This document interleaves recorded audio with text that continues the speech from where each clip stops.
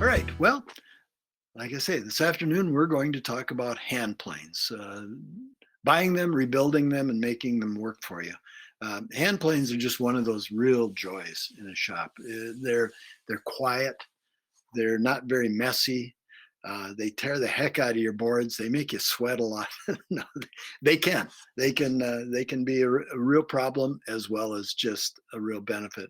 But that photo that you're seeing with those beautiful shavings, there's just nothing better. It's one of those pure joys in the woodworking shop is to grab a well-tuned hand plane and take one of those really nice little shavings, and the sound of it, the feel of it, and the finished product is just it's just wonderful.